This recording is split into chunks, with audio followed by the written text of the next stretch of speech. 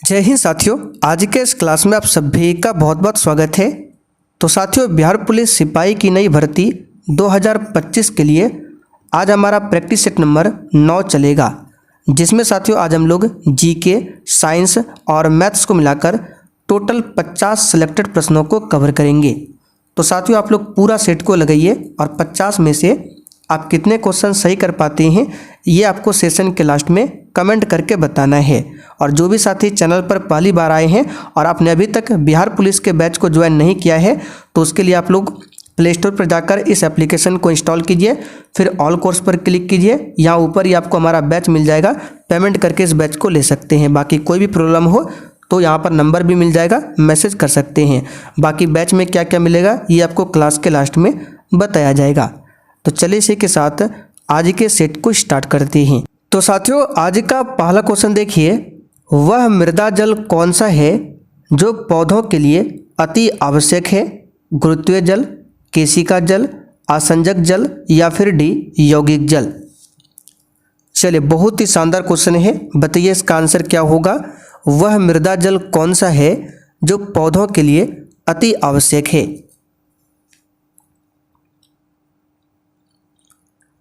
तो यहाँ पर इस क्वेश्चन का आंसर हो जाएगा ए ऑप्शन। वह मृदा जल कौन सा है? तो गुरुत्वीय जल है, यानी कि ग्रेविटेशनल वाटर है जो पौधों के लिए अति आवश्यक माना जाता है। तो यहाँ पर हमारा आंसर क्या हो जाएगा? A option. दूसरा क्वेश्चन देखिए, कहाँ के वृक्ष वर्ष में कम अथवा अधिक समय के लिए पत्तियों से रहित हो जाते हैं? बिल्कुल आपके एग्जाम पैटर्न पर आधारित क्वेश्चन है। चलिए बताइए इसका आंसर क्या होगा। कहाँ के वृक्ष वर्ष में कम अथवा अधिक समय के लिए पत्तियों से वंचित हो जाते हैं? तो इसका सही जवाब है पर्णपाती वन के जो वृक्ष होते हैं अधिक समय के लिए पत्तियों से रहित हो जाते हैं, ध्यान रखिएगा। अब पर्णपाती वन की बात करें तो ये भी 2 प्रकार के होते हैं, ठीक है। पर्णपाती वन कितने प्रकार के होते हैं? 2 प्रकार के होते हैं, ध्यान रखिएगा। पहला होता है उष्णकटिबंधीय पर्णपाती वन और दूसरा कौन होता है? शीतोष्णकटिबंधीय पर्णपाती वन। इस बात को ध्यान रखिएगा। तो जो उष्णकटिबंधीय पर्णपाती वन होते हैं वो ग्रीष्म ऋतु के प्रारंभ में अपनी पत्तियां गिरा देते हैं और जो शीतोष्णकटिबंधीय पर्णपाती वन होते हैं शीत ऋतु के प्रारंभ में अपनी पत्तियां गिरा देते हैं। बस आपको इतना ध्यान रखना है। पर्णपाती वन कितने प्रकार के होते हैं? 2 प्रकार के, उष्णकटिबंधीय और शीतोष्णकटिबंधीय। अगला क्वेश्चन देखिए, खाद्य श्रृंखला से अभिप्राय है इनमें से किसके द्वारा ऊर्जा अंतरण होता है? चलिए बहुत ही शानदार क्वेश्चन है, बताइए इसका आंसर क्या होगा। देखिए सबसे पहले हम लोग समझते हैं खाद्य श्रृंखला क्या है। तो देखिए एक जीव से दूसरे जीव के द्वारा ऊर्जा का जो अंतरण होता है उसी को कहा जाता है खाद्य श्रृंखला। अब यहाँ से क्वेश्चन बनता है कि खाद्य श्रृंखला में पहले स्तर पर कौन आता है, दूसरे स्तर पर कौन आता है, तीसरे स्तर पर कौन आता है। तो खाद्य श्रृंखला में पहले स्तर पर कौन आएगा? तो याद रखिएगा पेड़ पौधा। खाद्य श्रृंखला में पहले स्तर पर आएगा पेड़ पौधा, जिसको कहा जाता है उत्पादक, ठीक है, जिसको क्या कहा जाएगा? उत्पादक। दूसरे स्तर पर कौन आएगा? तो जो पेड़ पौधा को खाएगा। तो पेड़ पौधा को कौन खाता है? बकरी, हिरन, भेड़, जिसको कहते हैं शाकाहारी, शाकाहारी, ठीक है। और इसको प्राथमिक उपभोक्ता भी बोला जाता है, प्राथमिक उपभोक्ता, प्राथमिक उपभोक्ता। तो खाद्य श्रृंखला में पहले स्तर पर पेड़ पौधा जिसको उत्पादक कहा जाता है, दूसरे स्तर पर कौन आता है? शाकाहारी, जिसको प्राथमिक उपभोक्ता कहा जाता है। अब खाद्य श्रृंखला में तीसरे स्तर पर कौन आएगा? तो जो शाकाहारी को खाता है। तो भेड़ बकरी को कौन खाता है? तो शेर खाता है। तो शेर जो हो जाएगा आपका क्या हो जाएगा? खाद्य श्रृंखला में तीसरे स्तर पर आएगा, जिसको कहेंगे द्वितीयक उपभोक्ता, ठीक है। यानी कि जो उत्पादक को खाएगा प्राथमिक उपभोक्ता और जो प्राथमिक उपभोक्ता को खाएगा उसको क्या कहेंगे? द्वितीयक उपभोक्ता कहा जाता है। और द्वितीयक उपभोक्ता को क्या बोला जाता है? मांसाहारी, ठीक है, ध्यान रखिएगा, मांसाहारी कहा जाता है। तो यह है फूड चेन रिएक्शन, इसको ध्यान रखिएगा। तो खाद्य श्रृंखला से अभिप्राय है इनमें से किसके द्वारा ऊर्जा अंतरण होता है? तो इसका सही जवाब है एक जीव से दूसरे को। सी ऑप्शन यहाँ पर आपका सही आंसर है, ध्यान रखिएगा। अगला क्वेश्चन, भारत की जलवायु पर निम्नलिखित में से किसका प्रभाव नहीं पड़ता है?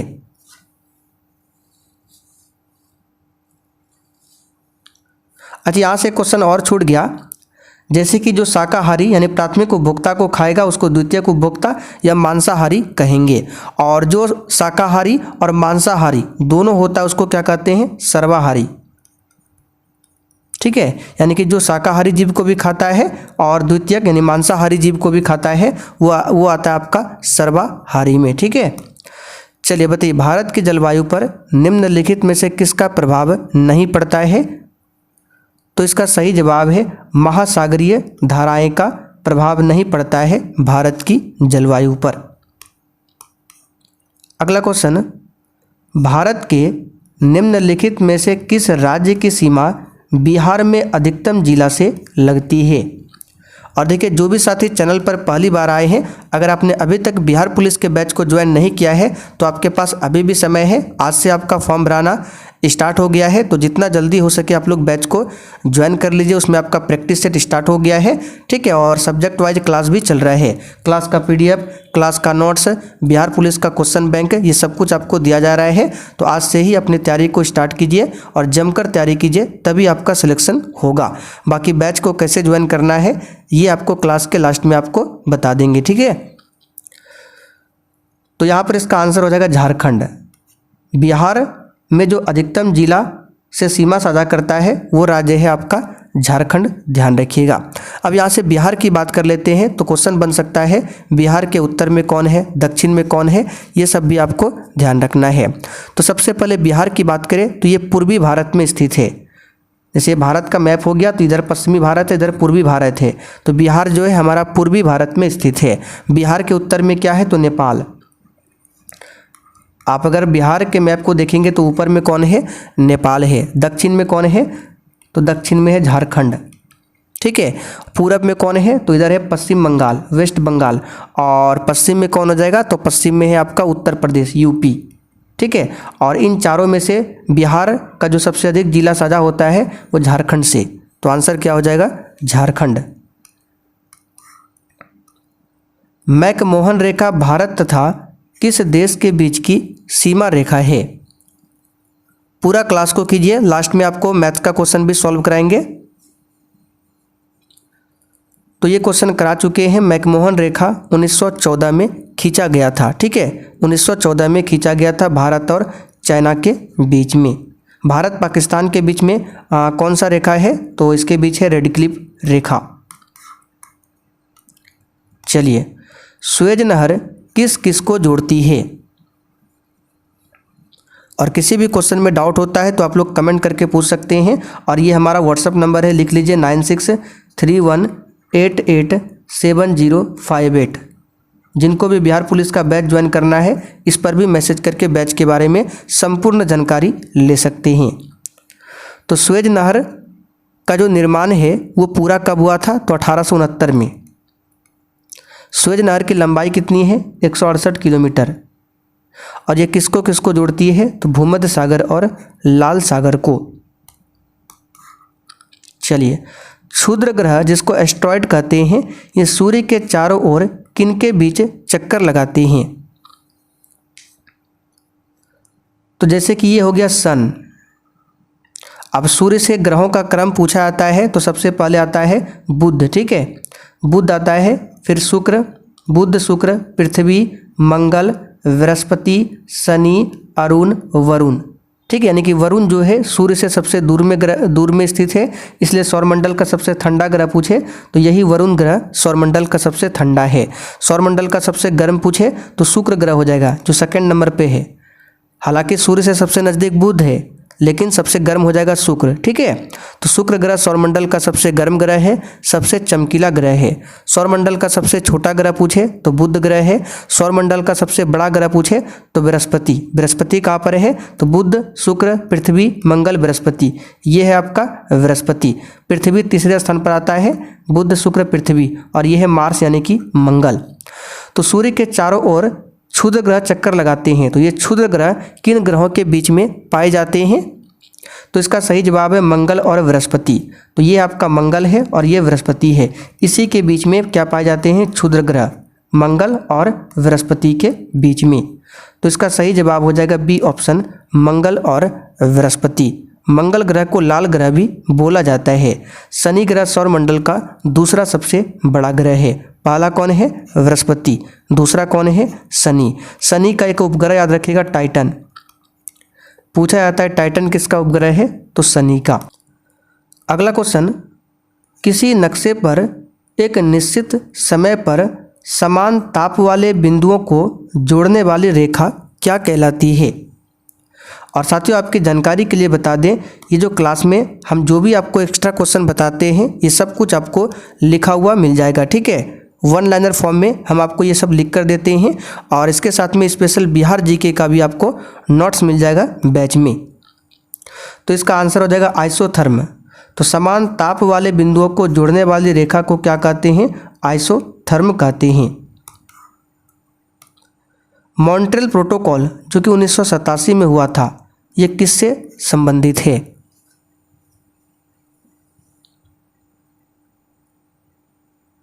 चलिए बताइए इसका आंसर क्या होगा?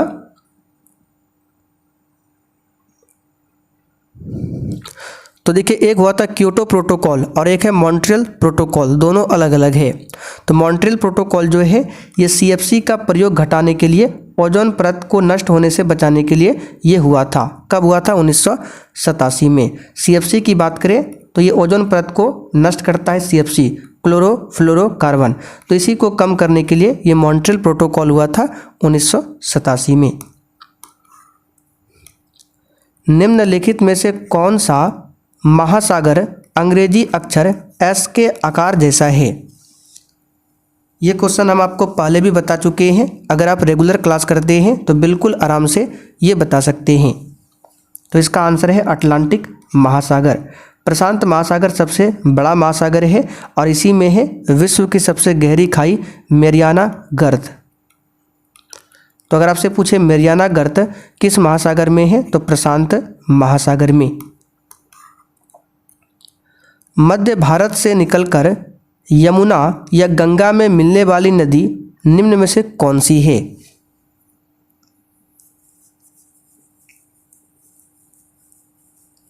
तो मध्य भारत से बोला गया है तो कोसी तो आंसर होगा नहीं। चलिए सबसे पहले ये आपका हट गया। तो मध्य भारत से यहाँ पर ऑप्शन के हिसाब से बेतवा हो जाएगा। बेतवा नदी जो है ये मध्य प्रदेश के रायसेन जिले से निकलता है। कहाँ से? मध्य प्रदेश के रायसेन जिले से। और किस पर्वत से? तो विंध्याचल पर्वत से। यहाँ पर लिख देते हैं। नदियों का जो उद्गम स्थल होता है इसको ध्यान रखिएगा, एग्जाम में आता है। तो बेतवा नदी मध्य प्रदेश में रायसेन जिले में एक पर्वत है विंध्याचल पर्वत, तो यहीं से निकलती है बेतवा नदी, ध्यान रखिएगा। और ये कहाँ पर जाकर मिलती है? तो उत्तर प्रदेश के समीप यमुना नदी में मिल जाती है बेतवा नदी। कोसी नदी को बिहार का शोक कहा जाता है। भारत के किस राज्य में उच्च स्तरीय थोरियम वाले मोनोजाइट का सबसे ज़्यादा भंडार है? चलिए, और साथियों ये प्रैक्टिस सेट आपको कैसा लग रहा है सेशन के लास्ट में कमेंट करके बताना है। और प्रैक्टिस सेट में आप कितने क्वेश्चन सही कर पाते हैं ये भी आपको बताना है। तो इसका आंसर क्या हो जाएगा? केरल। सिंपल सा क्वेश्चन है, केरल। निम्नलिखित में से कौन सा भागलपुर से मिर्जा चौकी की ओर रेल मार्ग में बिहार का अंतिम रेलवे स्टेशन है? यानी कि बिहार का अंतिम रेलवे स्टेशन कौन सा है आपको बताना है।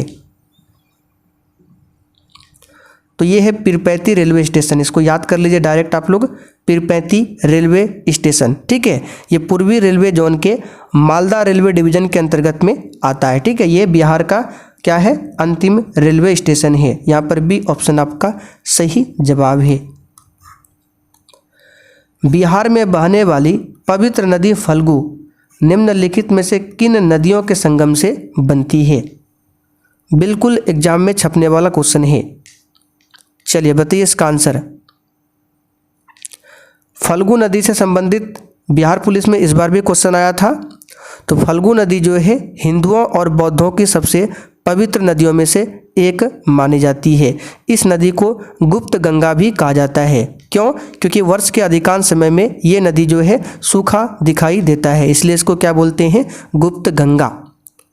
तो फल्गु जो है किन नदियों के संगम से बनता है? तो इसका सही जवाब हो जाएगा मोहना और लीलाजन नदी। ए ऑप्शन यहाँ पर आपका सही आंसर है। ये जो लीलाजन नदी है इसको निरंजना नदी भी बोला जाता है या फिर नीलांजन नदी। तो ये जो है मोहना और लीलांजन नदी के संगम से बनता है। कौन सी नदी? फल्गु नदी। चलिए आगे बढ़ते हैं। निम्नलिखित में से कौन लोकतंत्र के प्रसार के लिए आवश्यक नहीं माना जाता है? इस प्रैक्टिस सेट में आपको हर सब्जेक्ट के क्वेश्चन मिलेंगे, जीके, साइंस, मैथ्स, ठीक है। तो लोकतंत्र के प्रसार के लिए आवश्यक कौन नहीं है? तो देखिए, लोगों द्वारा संघर्ष ये तो है, उपनिवेशवाद का अंत ये भी है, लोगों की स्वतंत्रता की इच्छा ये भी है, विदेशी सरकार द्वारा आक्रमण ये नहीं है। भारत को एक गणराज्य मुख्य रूप से इसलिए माना जाता है, क्यों? देखिए, पॉलिटी का क्वेश्चन आपको तभी समझ में आएगा जब आप लोग बिल्कुल शुरुआत से पॉलिटी क्लास करेंगे। और इसके लिए आपका सब्जेक्ट वाइज क्लास में पॉलिटी क्लास लगभग 20 क्लास हो चुका है, जो कि आपको मिल जाएगा एप्लीकेशन पर। तो जैसे ही बैच को ज्वाइन करेंगे वहाँ पर आपको हिस्ट्री, पॉलिटी, ज्योग्राफी, साइंस हर सब्जेक्ट्स के क्लास मिल जाएंगे, ठीक है। क्लास का PDF, क्लास का नोट्स सब कुछ वहाँ पर आपको मिल जाएगा।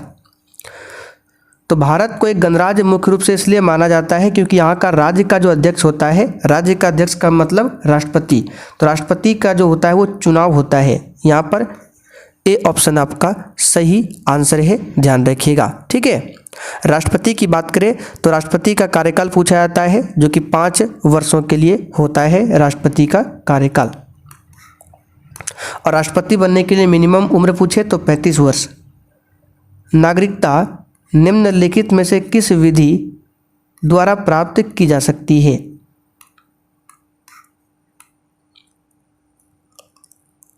चलिए बताइए इसका आंसर क्या होगा। तो नागरिकता जन्म के द्वारा प्राप्त हो सकता है, बिल्कुल सही है। आनुवांशिकता द्वारा ये भी सही है, पंजीयन द्वारा ये भी सही है, अनुरोध द्वारा ये नहीं हो सकता, सिफारिश के द्वारा नहीं हो सकता है, बाकी तीनों सही है।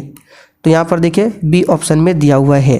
बाकी नागरिकता की बात करें तो कई बार बता चुके, इसको ब्रिटेन देश के संविधान से लिया गया है और नागरिकता को संविधान के भाग 2 आर्टिकल 5 से लेकर 11 में रखा गया है।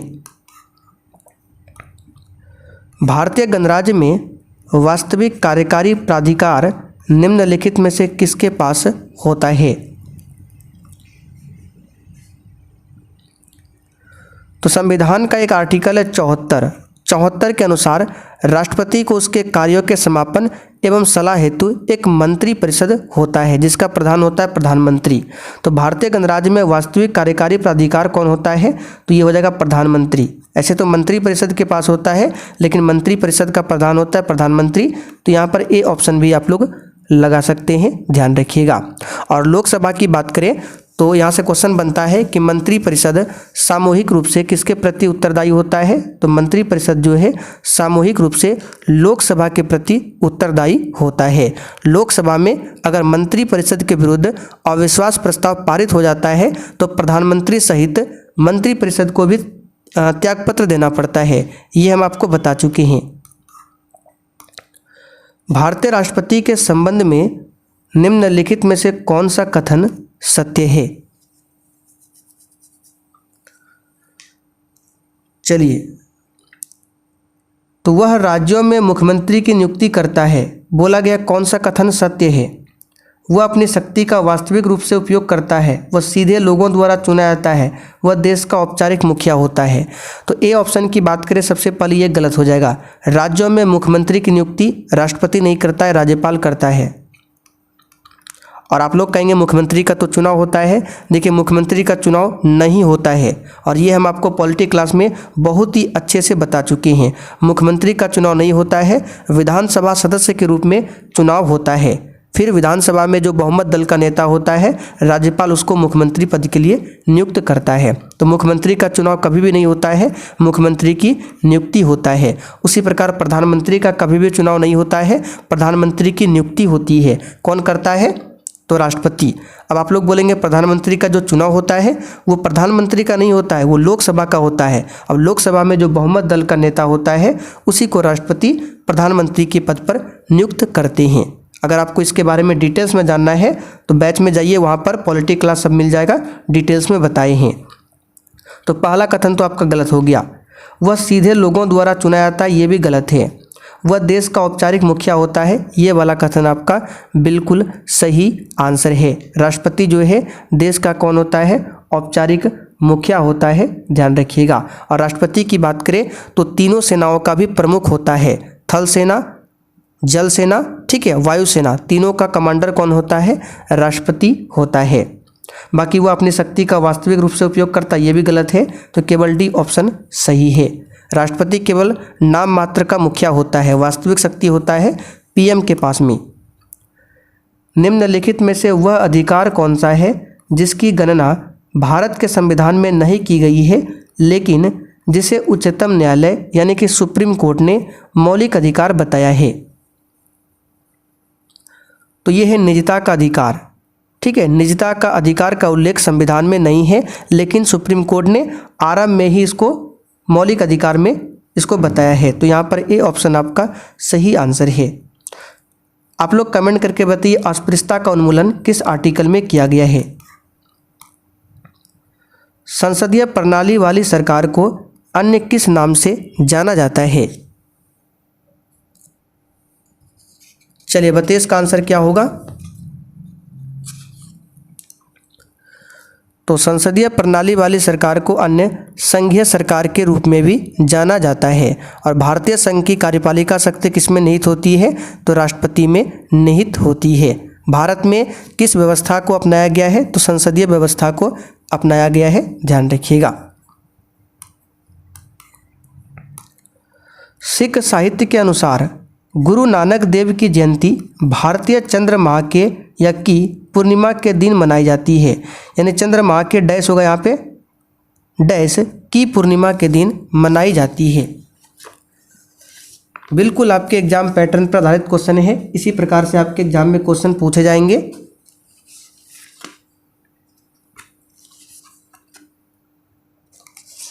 तो यहाँ पर इस क्वेश्चन का आंसर क्या होगा? गुरु नानक देव सिख धर्म के पहले गुरु थे, ठीक है। तो इनकी जयंती भारतीय चंद्रमा के कार्तिक की पूर्णिमा के दिन मनाई जाती है। डी ऑप्शन सही है। यक्षगान एक लोक नृत्य है जो डैश राज्य से संबंधित है।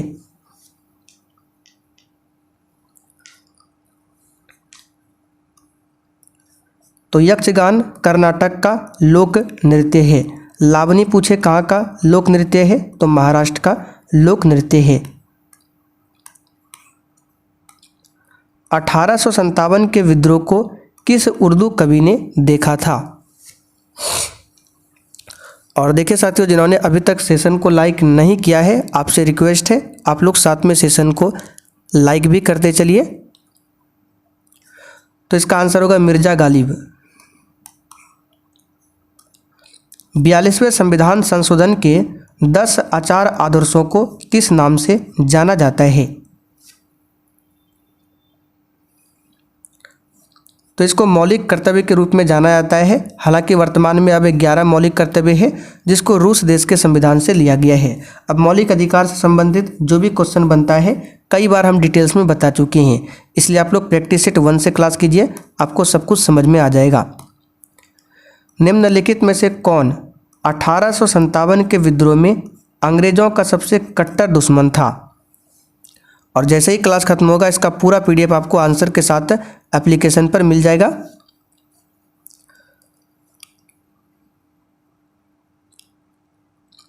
तो 1857 के विद्रोह में फैजाबाद का जो प्रसिद्ध मौलवी था अहमदुल्ला शाह, ठीक है, तो आंसर यहाँ पे क्या हो जाएगा, मौलवी अहमदुल्ला शाह। ये अंग्रेजों का सबसे कट्टर दुश्मन था।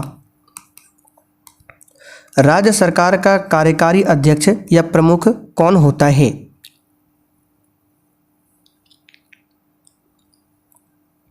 आंसर है राज्यपाल। और आर्टिकल 154 के अनुसार राज्य की कार्यपालिका शक्ति किसमें निहित होती है? तो राज्यपाल में निहित होती है। और आर्टिकल 53 के अनुसार केंद्र सरकार का जो कार्यकारी अध्यक्ष होता है वो कौन होता है? राष्ट्रपति होता है। ये आर्टिकल 53 के अनुसार, ठीक है, यानी कि राष्ट्रपति कार्यपालिका का प्रमुख होता है, ये 53 में बताया गया है। और राज्य सरकार का कार्यकारी अध्यक्ष कौन होता है? राज्यपाल, ये 154 में बताया गया है। तो दोनों आर्टिकल को आपको ध्यान रखना है। पुर्तगाली उपनिवेश का प्रथम वायसराय भारत में कौन हुआ? अच्छा, राज्यपाल की नियुक्ति कौन करता है? तो भारत के राष्ट्रपति करते हैं, ठीक है। और राज्यपाल जो है राष्ट्रपति के प्रसाद प्रयत्न अपने पद को धारण करते हैं, यानी कि जब तक राष्ट्रपति चाहेगा तभी तक राज्यपाल के पद पर रह सकता है, ठीक है। राष्ट्रपति कभी भी राज्यपाल को हटा सकता है। और राष्ट्रपति भी खुद अपने मन से नहीं करता है, ये सब कराने वाला कौन होता है? तो पीएम होता है, प्रधानमंत्री। तो भारत में यूरोपीय व्यापारिक कंपनियों के आगमन के दौरान 1505 में ही फ्रांसिस्को डी अल्मेड़ा भारत में प्रथम पुर्तगाली वायसराय बनकर आया था। तो आंसर हो जाएगा अल्मेड़ा, फ्रांसिस्को डी अल्मेड़ा। कानूनी विषयों पर राज्य सरकार को कौन परामर्श देता है? ये सब क्वेश्चन आपका हो चुका है, ठीक है, इसलिए किसी का भी आंसर गलत नहीं होना चाहिए। तो इसका सही जवाब है एडवोकेट जनरल, ठीक है, एडवोकेट जनरल, जिसको हिंदी में कहते हैं महाधिवक्ता। ये राज्य सरकार का कानूनी सलाहकार होता है, लेकिन केंद्र सरकार का कानूनी सलाहकार पूछे तो ये होता है महान्यायवादी, ठीक है, जिसको बोलते हैं attorney general of India. Attorney general of India ये केंद्र सरकार का होता है और एडवोकेट जनरल राज्य सरकार का होता है, ध्यान रखिएगा। चलिए, अच्छा, एडवोकेट जनरल की नियुक्ति कौन करता है? तो राज्यपाल करता है। कौन करता है? राज्यपाल करता है। लेकिन महान्यायवादी की नियुक्ति पूछे तो राष्ट्रपति करता है। इलाहाबाद की संधि के बाद रॉबर्ट क्लाइव ने मुर्शिदाबाद का उपदीवान किसे बनाया था?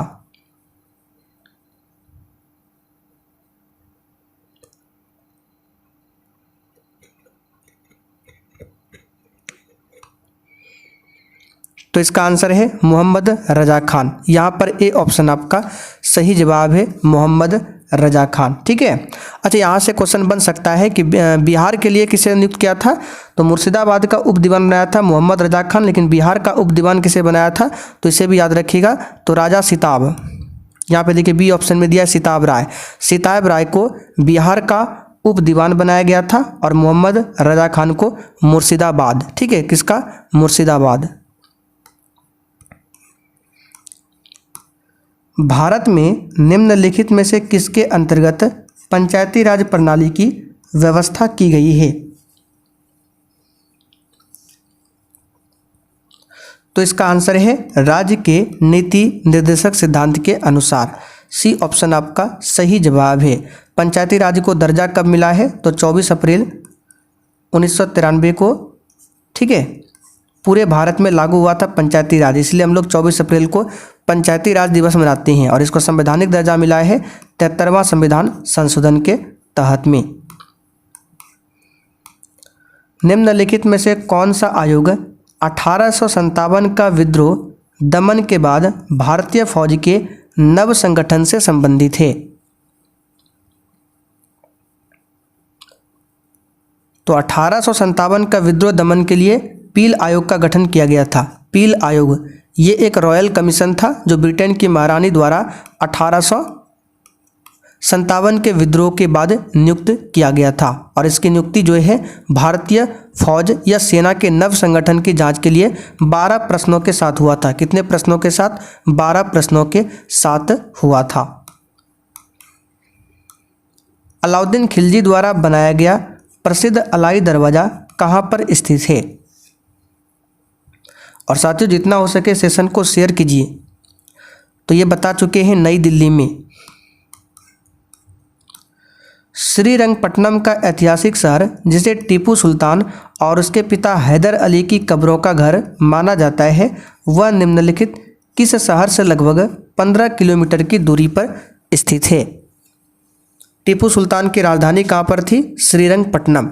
टीपू सुल्तान के पिता कौन थे? हैदर अली। टीपू सुल्तान की मृत्यु कब हुई थी? 1799 में। किस युद्ध में? चौथे आंग्ल मैसूर युद्ध में। ये सब क्वेश्चन ध्यान रखना है। तो श्रीरंगपट्टनम कहाँ पड़ेगा? मैसूर में। सी ऑप्शन यहाँ पर सही है, मैसूर। अनुभवी स्वतंत्रता सेनानी, लेखक और शिक्षाविद के.एम. मुंशी ने निम्नलिखित में से किस संगठन की स्थापना किया था?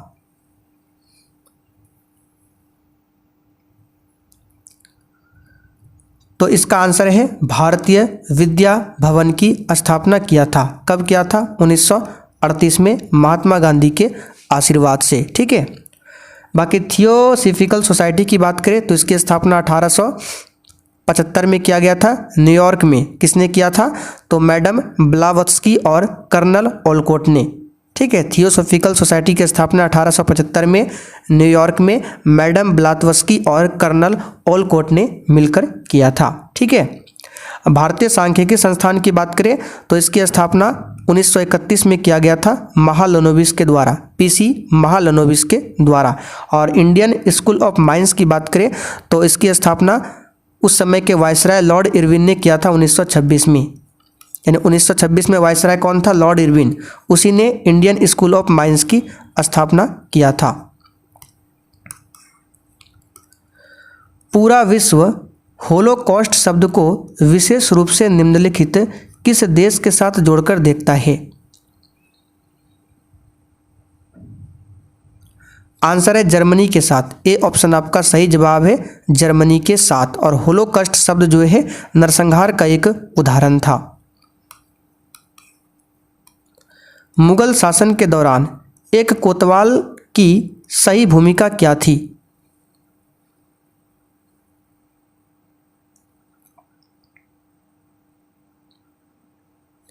देखिए यहाँ पर आपकी जानकारी के लिए थोड़ा सा और बता देते हैं। होलोकॉस्ट शब्द जो है ये दूसरा विश्व युद्ध जो हुआ था 1939 से लेकर 45, तो इस समय के इतिहास में एक अवधि थी जिसके दौरान लाखों यहूदियों की हत्या कर दी गई थी। ठीक है। तो उसी के लिए प्रयोग होता है होलोकॉस्ट। किसके द्वारा किया गया था? तो जर्मनी का जो तानाशाह था कौन? Adolf Hitler. ठीक है। जर्मनी की नाजी पार्टी द्वारा जो आयोजित की गई थी, जिसका नेतृत्व कौन कर रहा था? Adolf Hitler. ठीक है। तो लाखों यहूदियों की हत्या हुई थी, उसी के लिए होलोकॉस्ट शब्द का इस्तेमाल होता है, जो कि जर्मनी के द्वारा हुआ था।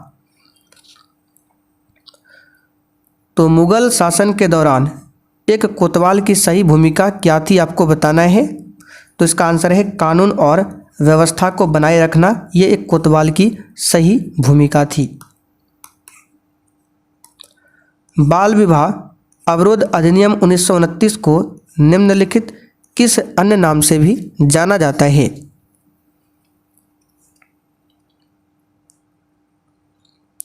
तो बाल विवाह निरोधक अधिनियम 1929 को शारदा अधिनियम के नाम से जाना जाता है। इस अधिनियम में लड़कियों की शादी की उम्र 14 साल रखा गया था और लड़कों के लिए 18 रखा गया था। बाद में बढ़ाकर लड़कियों के लिए 18 किया गया और लड़कों के लिए 21 किया गया। स्वामी दयानंद सरस्वती ने किस शहर में पहली बार 1875 में आर्य समाज की स्थापना किया था? तो नॉर्मल सा क्वेश्चन है, ये बॉम्बे में किया गया था। दयानंद सरस्वती का मूल नाम क्या था? मूल शंकर। क्या नाम था? मूल शंकर, ध्यान रखिएगा। और दयानंद सरस्वती की बात करें तो इनका योगदान पूछा जाता है। तो इन्होंने बाल विवाह, बहु विवाह, पर्दा प्रथा, सती प्रथा, ठीक है, आदि पर ये काम किए थे दयानंद सरस्वती ने। इनकी पुस्तक याद रखिएगा सत्यार्थ प्रकाश, लिख लीजिए आप लोग। सत्यार्थ प्रकाश किसकी पुस्तक है? दयानंद सरस्वती की। वेदांग प्रकाश भी इन्हीं की पुस्तक है, वेदांग प्रकाश। रत्नमाला पूछे तो ये भी दयानंद सरस्वती की पुस्तक का नाम है। मेगास्थनीज जिन्होंने भारत के बारे में प्रसिद्ध ग्रंथ इंडिका लिखी है वह मूल रूप से किस देश के थे? तो ये ग्रीस, ठीक है, ग्रीस का रहने वाला था। मेगास्थनीज जो है सेल्यूकस निकेटर का ग्रीस का राजदूत था और ये चंद्रगुप्त मौर्य के दरबार में आया था। आंध्र प्रदेश का विजयवाड़ा शहर किस नदी के किनारे स्थित है? ये सब नॉर्मल क्वेश्चन है, ये आपका कृष्णा नदी के किनारे स्थित है।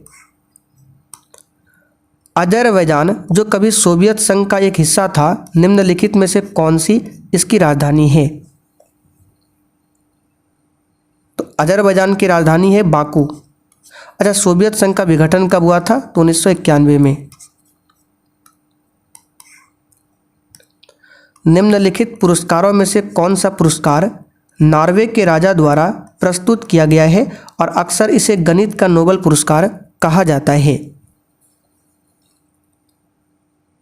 तो यह है एबल प्राइज। क्या है? Abel prize. भारत के किसी राज्य के राज्यपाल के पद का आधिकारिक कार्यकाल कितने दिनों का होता है?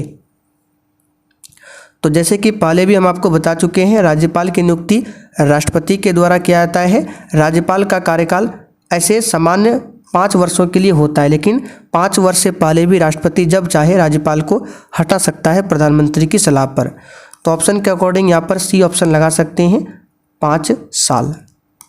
चलिए अब यहाँ से मैथ्स का क्वेश्चन स्टार्ट होता है, ठीक है। ये सब क्वेश्चन एग्जाम में आता है, ध्यान से सॉल्व करना है। और देखिए अगर आपको सॉल्व करना आता है तो आप लोग सॉल्व करके इसका आंसर बता सकते हैं। तो देखिए 7:13 के प्रत्येक पद में छोटी से छोटी कौन सी संख्या जोड़े कि नई संख्याएं 2:3 के अनुपात में हो। तो इसको हम लोग 2 तरीके से सॉल्व करेंगे, पहले डिटेल्स में देख लेते हैं। तो 7:13 में इन चारों ऑप्शन में से क्या जोड़े जो कि नया अनुपात 2:3 हो जाए। तो सबसे पहले 1 जोड़कर देखते हैं। तो 7 में 1 जोड़िए तो क्या हो जाएगा 8, 13 में 1 जोड़िए तो क्या होगा 14।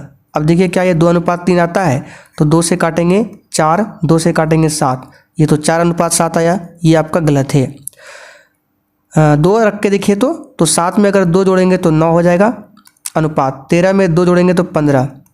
अब ये 3 तिया 9, 3 छक्की 15, 3 एका 3, 3 दूनी 6, ये तो 1:2 आ रहा, ये भी नहीं है।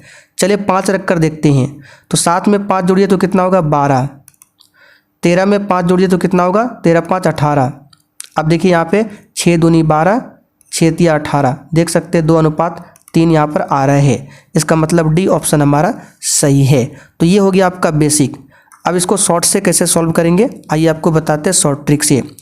तो यहाँ पर देखिए 7:13 दिया हुआ है, आपको पुराना है 2:3। तो सबसे पहले क्या करेंगे, दोनों में अंतर देखेंगे। तो 7 और 13 में कितना का अंतर है? तो यहाँ पे 6 का अंतर है। तो जो भी अंतर आए आपको नीचे वाले में उससे गुना कर देना है, ठीक है। तो 7-13 में 6 का अंतर है तो नीचे में 6 से गुना कर दिया। अब नीचे में देखिए कितना का अंतर है, तो यहाँ पर देख सकते हैं 1 का अंतर है, तो हम ऊपर वाले में 1 से गुना कर देंगे।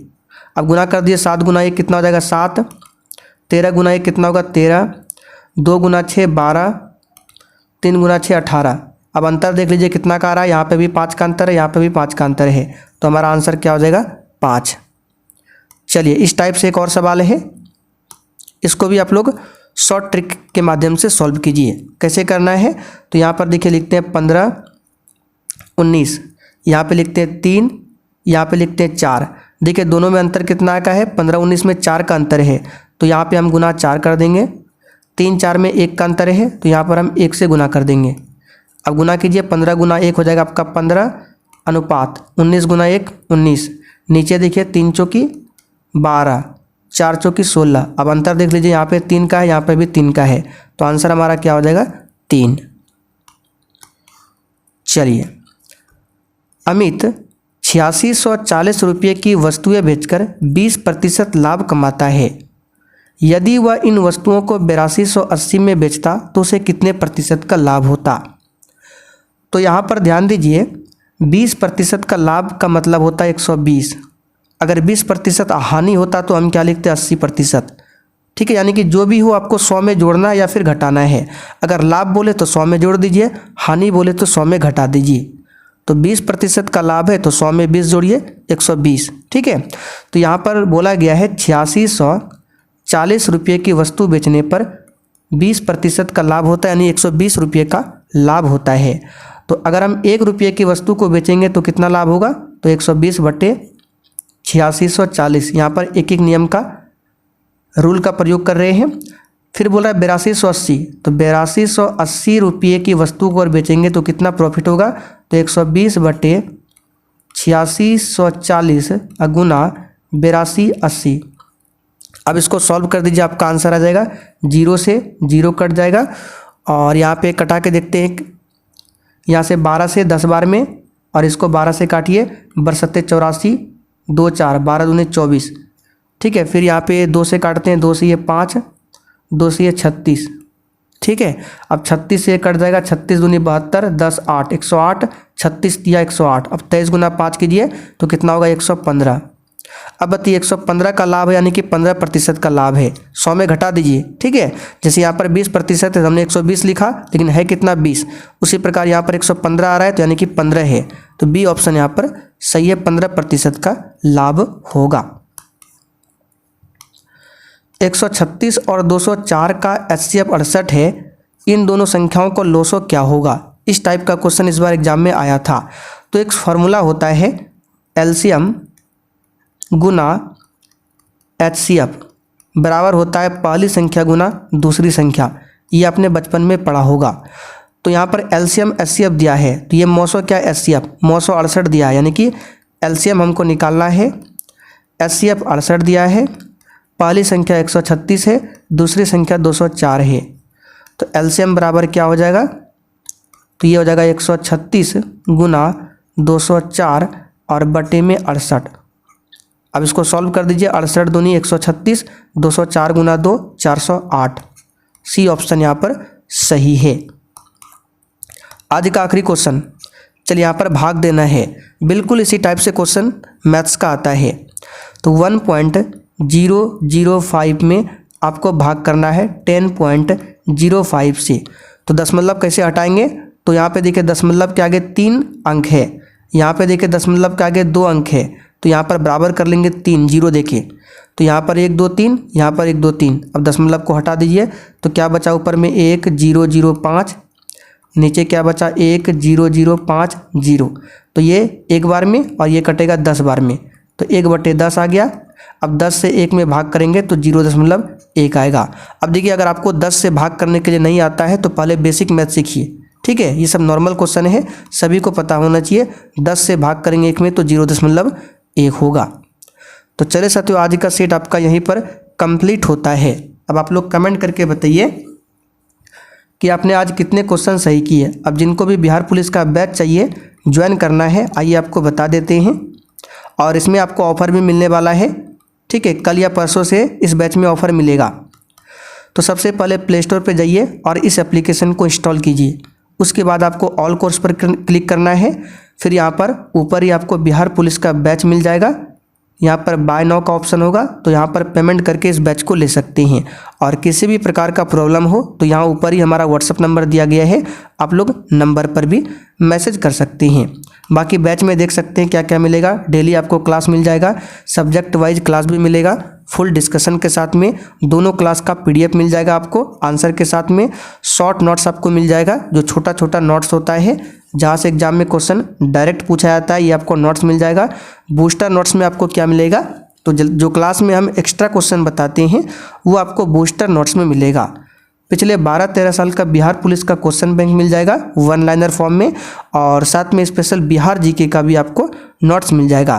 तो जितना जल्दी हो सकता है आप लोग बैच को ज्वाइन कीजिए और तैयारी स्टार्ट कर दीजिए। ऑलरेडी बहुत सारे बच्चों ने बैच को ज्वाइन कर रखा है और अपनी तैयारी कर रहे हैं।